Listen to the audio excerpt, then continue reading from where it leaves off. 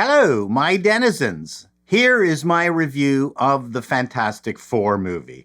It will be spoiler free for the most part, except for one part that I have to talk about. I really have no choice. So let's call it a mostly spoiler free review. You have been warned. I'm going to preface this review by saying that I'm a huge Fantastic Four fan, and I have the entire Tattered Galactus run. In fact, it's one of my favorite arcs in all of comics that I purchased back in the 60s. Now, purchased is the key word, as back then I would sit mostly on the floor next to the magazine comic book rack and read as many comics as I could before the owner of Claire's cigar store would yell, "This isn't a library, kid." I'm going to unequivocally say that I really enjoyed the Fantastic Four First Steps quite a lot. I'm not going to rank it. I'm tired of ranking superhero movies. When I was a young lad, I never hated comics. I loved them all. I just liked one-ish more than another. They were all magical. In fact, the one criticism of superhero movies I have is that they all try too hard to be spectacles and not just good stories. Not every comic was a cataclysm of galactic proportions, which, for good or for bad, this Fantastic Four is. But I will say I enjoyed it quite a bit more than Superman. There's one part of the movie I hated, but overall it wasn't a mess. Superman was a mess. I know what you're thinking. I hated Pedro Pascal's Reed Richards, or maybe it was the casting of the always dour Joseph Quinn as the Human Torch. Oh, it must have been the disastrous Norin Rad Shalabal Silver Surfer gender swap. Shockingly, none of those things were an impediment to my enjoyment of the movie, with the one major exception I mentioned earlier that I will get back to later. Let me start off by talking about the production design. As a former graphic designer who also designed typefaces, I'm a sucker for a well-defined aesthetic like The Prisoner, The Watchmen, and Scott Pilgrim Saves the World. I've been enjoying the Fantastic Four aesthetic right from the first trailer, and I'm happy to say they didn't drop the ball. It's Bauhaus meets Jetsons. It's bright and cheerful. It was a refreshing change from the superhero movies conforming to our present-day reality, or trying to. Probably one of the reasons I loved the first Captain America and Wonder Woman movies. I would have been very happy to watch a few more iterations of those within their wartime milieus. But that's gone. The Fantastic Four has a stunning color palette. The gear porn is great, just as I hoped. 60s tech on steroids. The spaceship is a glimmering needle right out of a sci-fi movie of its era. The location designs were spot on. The extras' costumes were a visual treat on their own. There was some fun location modernization with some large CRTs, as if Reed had lent a helping hand upgrading the New York City skyline into his version of Blade Runner. Full marks for the look and feel. As far as the cast is concerned, I had absolutely no complaints. They felt like, dare I say it, like a family. Possibly the strongest feature of the movie. They were already well established as superheroes and saviors. They were celebrities of the highest order. Their backstory was lore. When the Thing walked around the city, he was just another New Yorker. He didn't get mobbed. Going through the cast, Vanessa Kirby as Sue Storm is stunningly beautiful. It didn't hurt that she's also a fine actress.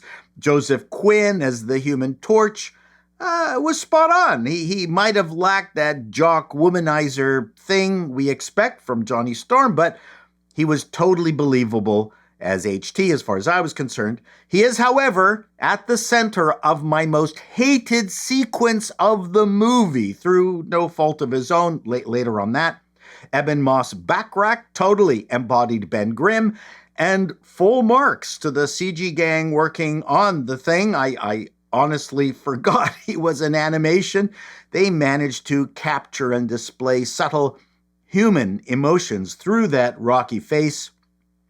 Now, we come to the two most controversial casting decisions. First up, Pedro Pascal as Reed Richards. I'd like to apologize to the social media complainoverse, but I really liked Pascal's interpretation of Mr. Fantastic. Setting aside the Pedro fatigue meme, the man can act. So far, I have not seen him in anything where he wasn't 100% authentic. I'll go so far as to say that I loved his interpretation. To be frank, Reed Richards was always the weakest character amongst the four, the smartest man in the world with a comically silly superpower.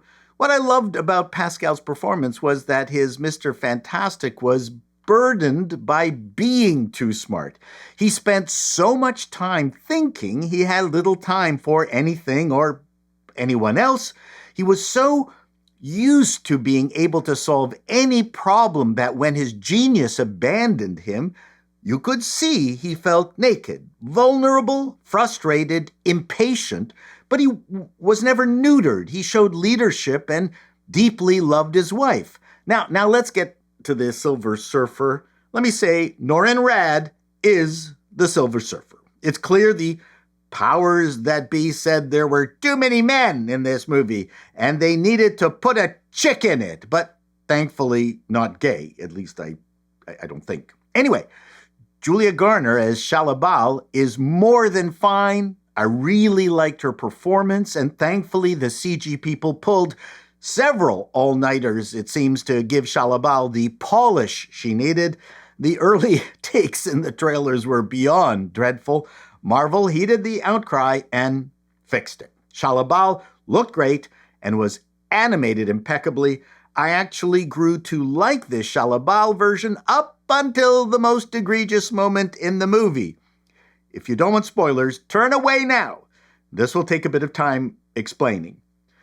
In the comics, a key turning point is Norrin Radd turning on his master Galactus. In the movie, Shalabal turns on Galactus. In the comics, Shalabal is Norrin Radd's girlfriend. In this movie, Shalabal replaces Norrin Radd, including appropriating his backstory. It seems there's no Silver Surfer in this Marvel universe, at least the Norrin version, which I find grossly offensive. Be that as it may, in the movie there is this unbelievable sequence. Yes, there can be unbelievable sequences in a comic book movie where the Human Torch learns Shalabal's language, which is not in character at all, and somehow replays, using the giant monitors Richards has installed around New York, the tortured voices of all the people she's helped Galactus kill, devouring planets. In the comics, it's Ben's love interest, the blind Alicia Masters, who encounters Norrin Radd, and while touching his face experiences Radd's tortured soul and causes him an emotional awakening and the realization that Earth is worth saving. He doesn't fall in love with Alicia, but Ben is no less jealous. The best part of the story was the Ben Grimm, Alicia Masters, Silver Surfer triangle. The movie jettisoned that. The movie did not need another character. I got that. Are you listening, James Gunn?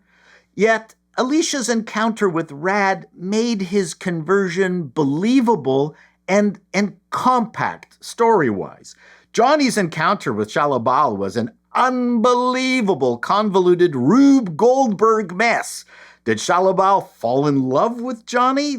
That would have been a preferable motivation, but I'm sure one straight couple who were romantically inclined was too much even for Disney Marvel to handle, just to throw in yet another one. So, There you have it. My one huge caveat. The rest of the movie was fine. Sue being able to fend off Galactus with her powers was canon. And speaking of Galactus, Ralph Ineson was great as the big man. The 3D rendering was spot on. For something that could have turned into complete Godzilla schlock, they made it work. He totally reminded me of the Galactus from the comics. The last thing I will mention is that much of the Baby Franklin animations were pretty horrible. The sequences with Galactus and Baby were laughably bad. I guess you can't have everything. But the emotional stakes were believable, which is usually the downfall of most comic book movies. So congratulations to the producers and directors and writers. Did you see it? What did you think? The next time, denizen, more than one, be seeing you.